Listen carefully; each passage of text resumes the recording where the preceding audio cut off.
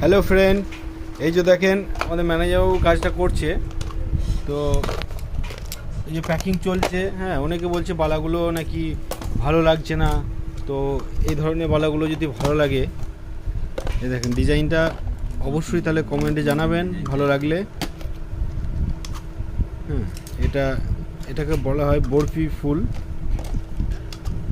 আচ্ছা, এইটা লালও আছে, ঠিক আছে, লালটা সুন্দর লাগছে না?